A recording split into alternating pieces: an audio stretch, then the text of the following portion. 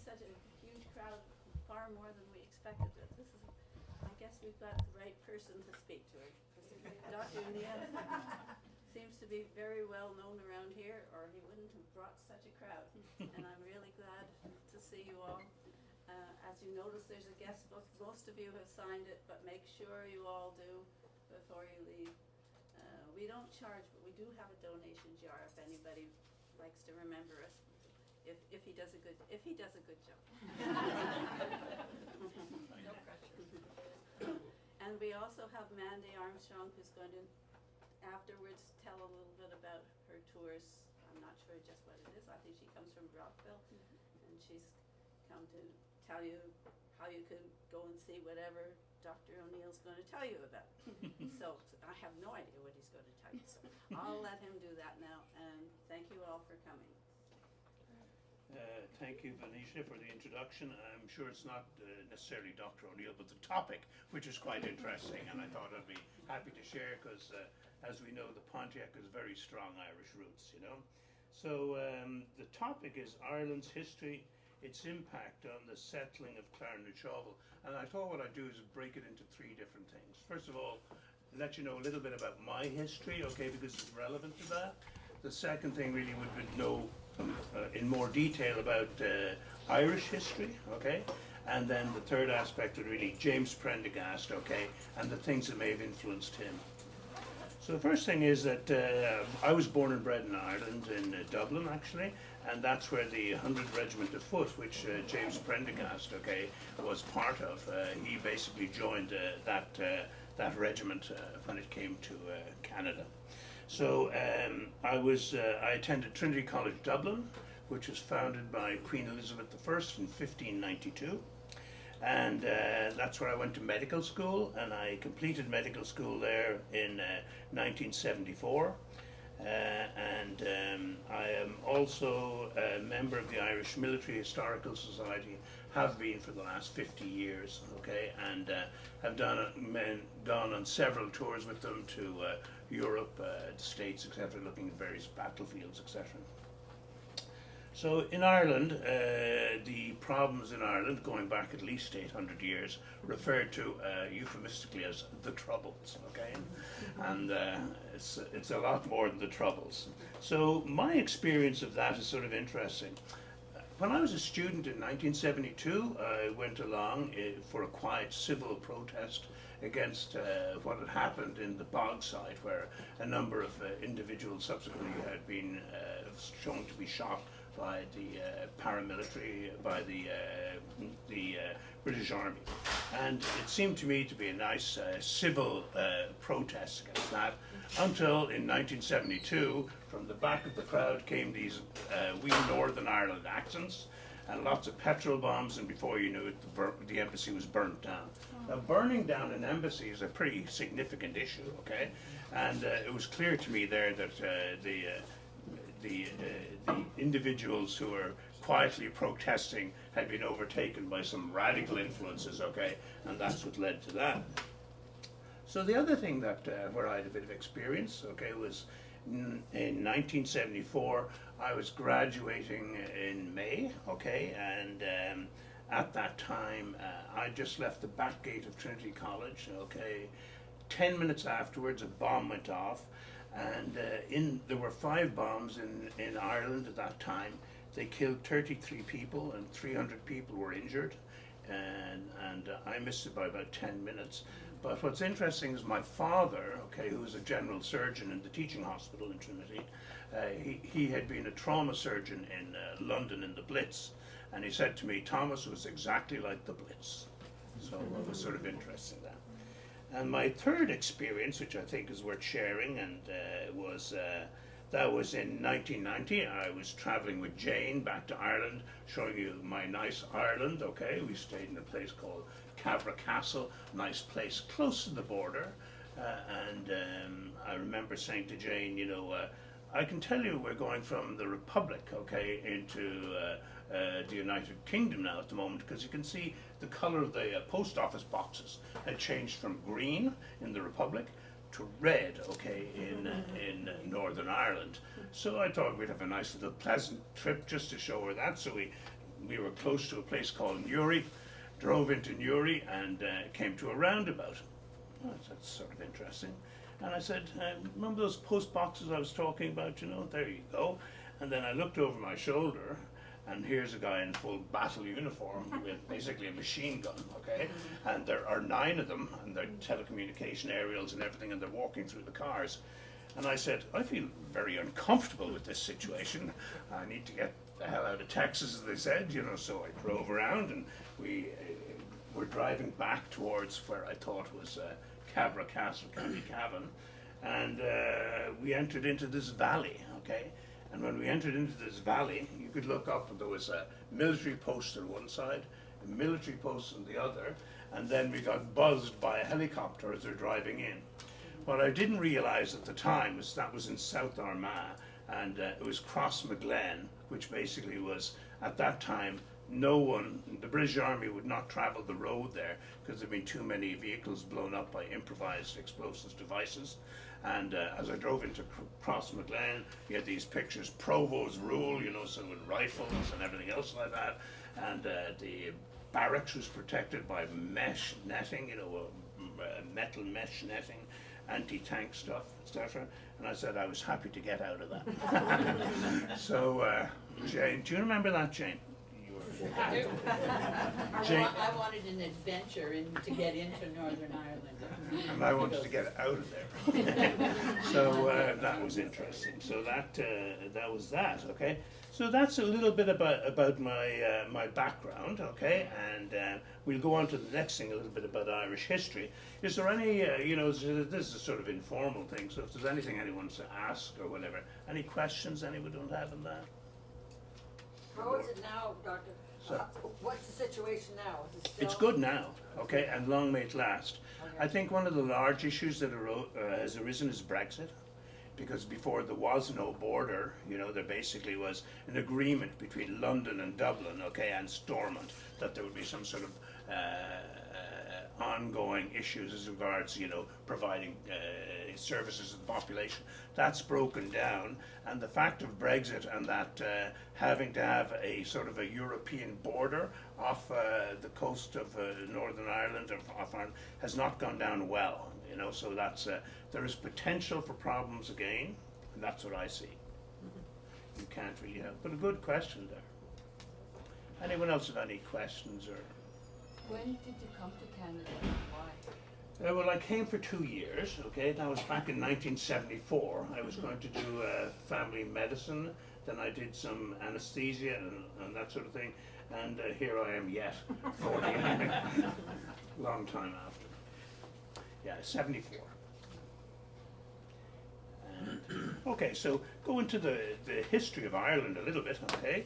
So, really, Ireland was always feuding Gaelic chieftains fighting amongst each other, and the only time it really came together was about in 1014 when they beat the Vikings at the Battle of Clontarf. Okay, when they did that, okay, then there was Brian Brewer, who would be O'Brien, is actually their name, and they had defeated the Vikings, and then Ireland went back to feuding amongst all the Gaelic lords after that. And that was until the Norman invasion, essentially in 1169. So the Normans came along, and the Normans were very well organized, structured military force. Essentially swept all before them, established loads of castles. So when you go and look at all these fine castles in Ireland, okay, they're mostly built in the Norman times, okay, and they had a large influence. But they didn't really come with all their women folk and everything else, so contrary to what the King of England wanted them to do, they started marrying and interacting with the Irish, okay? So that by the time of the early 16th century, the rule in England was controlled, just limited to an area called the Pale, which is just around Dublin. Everywhere else, I mean, these Norman lords and Fitzgeralds, Fitzpatricks, anything with a Fitz was normally Norman, you know, and Nugents, all of these people had intermarried with the Irish, had acquired Irish customs, contrary to what the government in London wanted to do, and essentially that's what happened. So at that time they'd essentially become assimilated, okay? So they would be, as I said, they were the people who were sort of, there was there was compromises made between the Gaelic warlords basically and the Normans, okay, with time. So what happened then is that when Henry VIII couldn't get his divorce from his Catherine of Aragon, okay, he became the primary defender of the Protestant faith, okay, and as such, what he wanted to do was to also to impose that on Ireland, okay. So that's when politics in Ireland entered in, okay, being associated with religion at the same time. And as we know, that can be a toxic mix, and it was definitely in Ireland. So what happened is you find the old Irish Gaelic tended to associate with Catholicism, and the new plantation tended to side with the Protestants, okay? And that led to all sorts of trouble, okay? So one of the main instigators of trouble is Mr. Hugh O'Neill, no known relative that I know of, okay? But initially he had been in the court of Queen Elizabeth I and seemed to be accommodating and going along with everything. But secretly he was plotting to re-establish, okay, the old Gaelic order. So essentially what he did is he instigated a rebellion in 1596, okay, and that war went on for essentially 7 years, okay, and so the big battle was the Battle of Kinsale, where the Gaelic chiefs and everything like that were defeated, okay. So after that, it was all over by 1603, and it was at that time that Queen Elizabeth said, enough of this, we're going to basically plant and get rid of all those troublemakers, okay, and that was the plan. So the plantation of Ulster really effectively started in 1610, and the plan was remove all the Catholics from that area and plant them with good upstanding citizens, mostly from Scotland. Now if you have a little look at this, you'll see, if you have a look at the map of Ireland here, so most of the strongholds really of the Gaelics was mostly here, okay? But see how close Scotland is? So by that time Scotland had become, followed most of the British pattern, okay, and had become Protestant, okay? So there were a lot of Protestants who then left from Scotland and came on to what had been Catholic Gaelic chiefs' place and dispossessed the Gaelic Catholic chiefs. So, and the population. So the idea behind that at the moment would be, well, get rid of all of them, but you couldn't. You needed them for labor, you needed them for whatever, they were sort of living, and so there was a mixing there of both Catholics and Protestants in that area. But there was this big sense of resentment that they had been dispossessed. So what happened is that then there was a rebellion in 1641, and in that rebellion, many of the Protestant settlers who had been there were killed, children killed, wives killed, everything, okay? That created enormous bitterness, okay? And it would seem that the Gaelic chieftains and these now Normans who were with them had become more, the Normans then, they said, become more Irish than the Irish themselves. So what had happened is that that war went on for a bit. England at that time was very much concerned with its own civil war, okay, because of what was going on at the time. It was the time of Cromwell and the parliamentarians, okay, versus King Charles I, and essentially what happened with him is he ended up losing his head, as we know, okay, and now Cromwell could devote his attention to Ireland. So the thing is, when Cromwell came to Ireland, he had both a political conviction and a religious conviction, okay, that he was going to, he really was intolerant of anything to do with Catholicism, okay, and he decided he was going to cleanse the country of Catholicism. Well, it's easy to say, but not that easy to do, but he gave it a good try. So what happened is, he landed, and then he had 30,000 troops. He'd got an excellent military. They'd all the experience of battling in England, okay, and I think they first attacked Drogheda, then moved through the rest of Ireland. His idea was Ireland is divided into 4 provinces. If you look at that, you've got the north, which is Northern Ireland, okay, or Ulster. Then you have Connaught on the west coast, probably the least fertile land. Okay, then you had the south, you had Leinster, and you got down where Cork, Kerry, and everything else like that is Munster. So that's the area where you had. So everyone who was in that area of Northern Ireland, like in Ulster, Leinster, and Munster, were all pushed off to Connaught, theoretically. But theoretically it doesn't work, so they couldn't get rid of everyone. So what happens again, you had mixed societies, okay?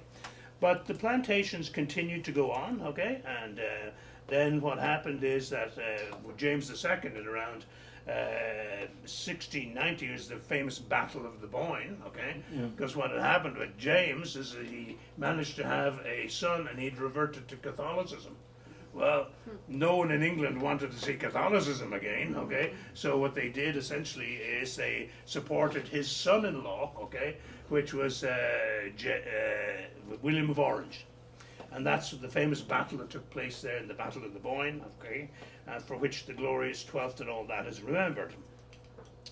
So when we moved on from that, okay, we went along to other issues. Ireland became calmer after that, okay? You still had all these dispossessed, usually Catholic, but not necessarily, people, okay? And you had these, it was the time of what they called the Protestant ascendancy. At that time, Dublin was the second city of Britain, basically, and it was all the Georgian buildings, everything you see that's very nice in Ireland at the moment was built at that time. It was a time of it was doing very, very well at the time. Okay. However, in Ireland there's never much time without trouble around the corner. So what happened then is the revolution in the States. Okay. So what happened is when you look at the American Revolution, there they were looking at independence and the rights of man and freedom and all this sort of stuff. Well, before you got it, then you got the French Revolution. Okay. And that happened in 1792, and then all of this set in Ireland a lot of wishes for independence too. Now, what's very interesting is this is the year of liberty, the Great Irish Rebellion of 1798, okay? And it's written by a guy called Lord Thomas Pakenham. So you can see there's all sorts of things in Ireland where you've still got lords who are Irish, but they're lords and whatever, okay? So at that time, okay, what was happening is you had the leaders, okay, of the attempt for Irish liberty. Now, here's a question for you that I would throw out. Would you think that these leaders of liberty for Ireland, such as Wolfe Tone, Robert Emmet, were they Catholic or Protestant? All Protestant. So really, you had on one side, they were looking for the rights of man, okay? And on the other hand, you had, it was also the time of the foundation of the Orange Order, right? So you got two of them being founded at the same time. So one, the Orange Order is to protect the interests, okay, of the settlers who'd been there from those nasty Gaelic people, okay? And you got the other guy who's looking for the rights of man, okay, and that was coming essentially from the likes of Wolfe Tone. So Wolfe Tone, he had to flee Ireland, okay, a United Irishman, he had to flee Ireland. He was a Protestant lawyer from Dublin, and he had to flee Ireland. He went to the United States and then trucked back to France. So what happened is, in Bantry Bay, in the late 1790s, there were 30,000 French troops and troop ships in Bantry Bay, ready to invade Ireland. It was time, of course, Napoleon, and they couldn't get off because the weather was so bad. But basically, so once the British realized this problem, okay, they rapidly reinforced, the military in Ireland, etc. And following the collapse of the Year of Liberty in 1798, there was retribution for anyone who'd got any association with trying to liberate Ireland.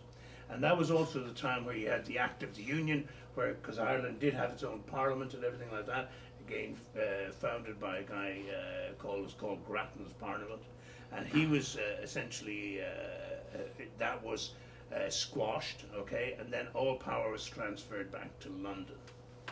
So that's a little bit of that. It's a bit of heavy history, okay, and so again, Robert Emmet had another episode of a revolution again. He was a Protestant, okay. He was looking for the rights of the the liberty of Ireland, and he had he organized a rising in 1803, and again unsuccessful. So in those days they weren't very neat about doing executing people. Today we tend to give them an injection and that's it. But I think poor Robert Emmet was hanged, then before he was completely dead, drawn, means cut in four, okay, and then quartered. So it was desperate times in those days, okay. But actually after that, okay, there was some retribution that went on, but it was, as I said, you had the founding of the Orange Lodge at that time, you had the United Irishmen, and then what happened is you started to have agrarian reform. So you had basically the white boys, okay, who were Catholic background, okay. You had the Defenders and the Peep Day boys, you know. So the Peep Day boys were Protestants. So a lot of these people were sort of like vigilante groups that would go around. They would destroy, the Catholic ones would destroy the barns of the landlords. They'd cripple their cattle. They'd drive them over cliffs. So there's all this struggle going on. Why am I mentioning this? I mention this because you're going to see that for James Prendergast, this had an impact, you know, on him, you know, and we'll talk a little bit about that as we go down. So what was happening in Ireland at the time when James Prendergast was there in about 1805 he left, and for the period afterwards, there were problems such as there was a famine, a severe famine in 1822, there was agrarian reform going on, there was Catholic emancipation, there was civil unrest. I wouldn't say exactly it was all nice, pleasant environment to be living in, you know. So that's the second part of the talk. So I'm going to stop there for a moment and see if anyone wants to ask any questions. Seems to me we're having, oh, sorry, you go ahead. I feel like we're sort of living that again with various factions of society. I think it's never changed, and I think that no matter which society you go to, you're always going to look at that struggle, okay, between inclusion and exclusion of people. And people who feel under threat tend to be exclusive. Okay, and those who are more open are inclusive. That's my feeling, but I suppose that's more of the politics than anything else, but it's certainly what I feel, you know, and you can see that in any society that's under threat. It's a rally around the flags, boy, that sort of thing. Who was it? Was it, I'm not sure if it was, who was the fellow who said, nationalism is the last vestige of the scoundrel? I believe it must have been Churchill or something like that. So I wonder if you could say a little more about these Normans that invaded Ireland. Who were they? Were So they the from Normans, the north, the same Normans that invaded England? Absolutely. So They were from in the north of France? 1066 they invaded England, but actually the Normans were Vikings. So what happened is the Vikings first started raiding in about 790 AD, okay? Now, and as they were raiding, they raided all over. They were the founders, you know, of the Kievan Rus, you know, probably the Russians, you know. They were from one part. They also came across France, okay? And the King of France decided rather than fight them, he would try and accommodate them, and he let them settle in Normandy. What language would they have spoken? French. So they would originally have been Viking, but in fact, I think the language of the British court, you know, the British court for maybe 100 or 150 years was French. So after the Norman invasion, that'd be 1066 in England and 1169 in Ireland. You know, interesting question. Yes, Reverend. Did you say in a sentence further back in 1822 there was famine? Yeah. It was a recurrent problem. Okay, there wasn't just the Great Famine, as they say in Irish, on Gut the Moor. That's 1847. Okay, but there were famines preceding that, and there were also famines in Scotland and other places as well. You know, so, but there was a famine in Ireland in 1822 as well. 1822 was the year that our first ancestor came. Exactly. That answers that. So one. there's all sorts of interesting things, but I think it probably was the social unrest. But actually, I'm going to go into that a little bit with James Prendergast, because it's an interesting history too, and how it relates to what was happening in Ireland, you know. But I'm going to take a breather first, and my first pint of the day. Right. Anyone else have any questions or anything they're interested in? So as you can see, that Ireland was a tumultuous history, you know, there that was going on. So let's talk about James Prendergast, okay? Probably the most significant guy who had an impact on this community here. He came from an area, okay, that was cowboy country down there. If you remember, I was talking about Newry and Armagh and everything. He's from that sort of general area. He was from County Monaghan, if I recollect, Coot Hill. But that area, okay, was well known for brigands and problems going on between Catholics and Protestants, all sorts of turmoil going on in that area. Because to the north you had the settled area where you had the plantation that had gone on after Hugh O'Neill's defeat, okay, and then down south you had Dublin, which is sort of the second city of the empire, as I say. And in that area there, he came from an area that was sort of, as I said, there was always sectarian violence going on there. So he, he was descended, it's interesting the name Prendergast, because actually it's a Norman name, because they had come, Prendergast had come first with the Normans, but James didn't come from them. He came from Cromwellian soldiers, is where he was. His origins were Cromwellian soldiers when Oliver Cromwell came. So he was the oldest of 6 siblings, and he enlisted in 1805 in the 100th Regiment of Foot, the County of Dublin Regiment, which was later to be called the Prince Regent's County of Dublin Regiment. So what that means is that essentially they had recruited largely from Ulster, from Dublin, and from Tipperary, okay, which we know the Hodgins has come and everything else like that. So that's most of the recruiting was done in those areas. So they had the 100th Regiment of Foot had 1,000 troops. So the plan was, the Napoleonic Wars are still going on. The British Empire required all its experienced troops that it could get. So what they were going to do is send out the less experienced troops, like the 100th Regiment of Foot, and bring back to England, okay, skilled troops who are currently stationed in Canada. So the convoy left England in September of Ireland in September of 1805, and then it sailed with the intention of arriving in Quebec City.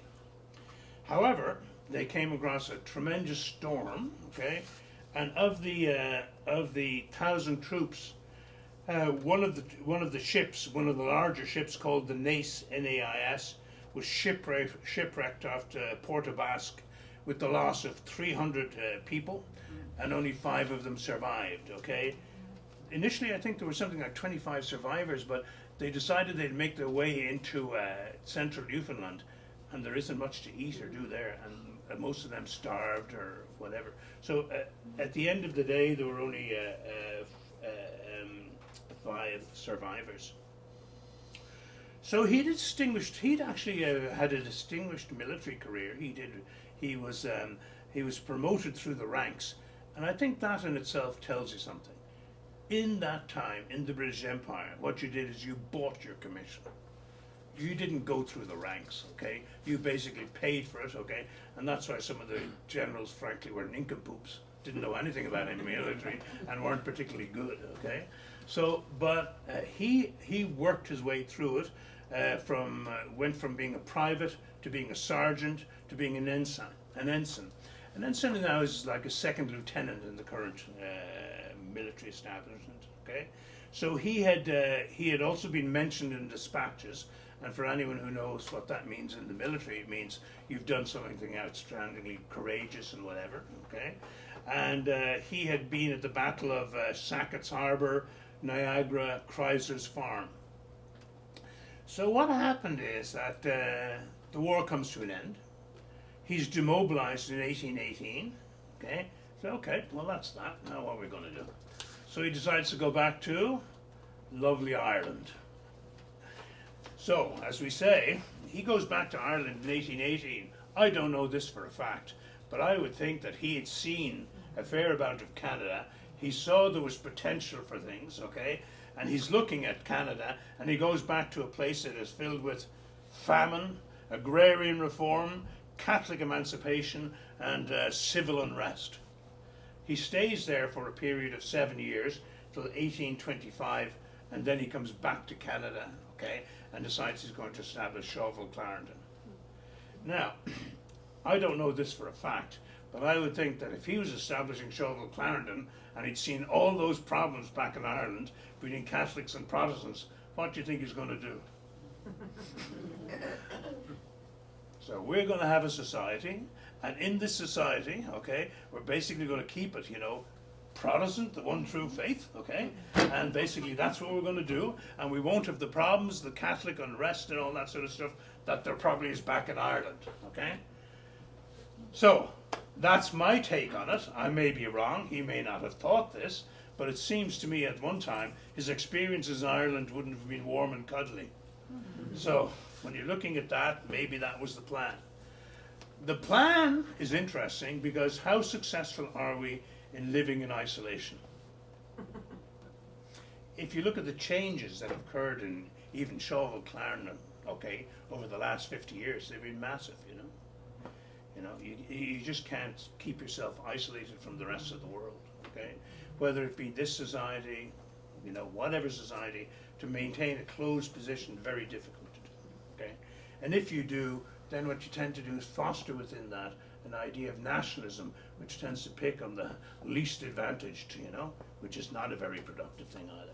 Whether it's not just this society, whether it be any society, that's my tend to take, that you always find the same thing, you know. They need a scapegoat and whatever, okay? So that's what tends to happen a little bit. But, you know, it's not easy, you know, when you're sort of being inclusive, like when you're looking at the year of liberty here. That was, you might have heard of the Battle of Vinegar Hill and things like that. What happened is that these guys had a vision, a little bit maybe like with the French Revolution, that what we could do is the rights of man and everything else like that. But when you start opening Pandora's box, there were so many Protestant families in different parts of Ireland that were slaughtered, okay, by these people who are looking at the rights of individual in this rising of 1798. And afterwards, when actually the British Army came in, the same happened then to the Catholics. So you open this Pandora's box, you let all this come out, okay, and inevitably there are cruelties and whatever. What's happened in Ireland, okay, actually in the 1960s and 70s, initially started off as a civil rights movement, okay, with someone who you may or may not, Bernadette Devlin. And it degenerated to something that was bombings, you know, bombings of Catholics and Protestants, assassinations of Catholics and Protestants, is like Pandora's box. So the Easter Accord, you know, the Easter Agreement was a great thing, okay, that it brought sort of back some sense of normality, okay, but it's a little bit at risk now at the moment, I would say, being, you know, I keep fairly up with what's happening in Ireland, you know. So at the end of the day, it being 11:05, and I know we have until 12, so I think I have completed what I would just want to share with you as regards the talk, but I'm happy to answer any questions that anyone might have, you know. Hopefully I have the answers, but I can't guarantee it. Out of interest, I did bring a bunch of books around, okay, I remember it was sort of interesting when I first came to Canada, okay, because I'd experienced Ireland and what was going on there. So I arrived in Canada in 1974 on Saint Jean-Baptiste Day, okay, and so I arrived in Saint Jean-Baptiste, and things were getting a bit hot in those days, okay. So here I am going by the University de Montréal, and they're burning a car. And I say to myself, my God, just like Ireland.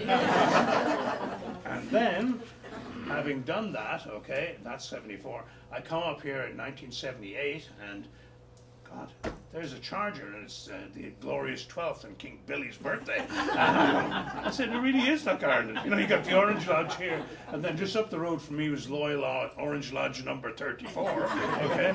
And I'm looking at this, and I say, it's sort of interesting, you know, how I managed to come up here. I don't know. I never regret it, but I say there's a lot of things that sort of happening at home or happening here.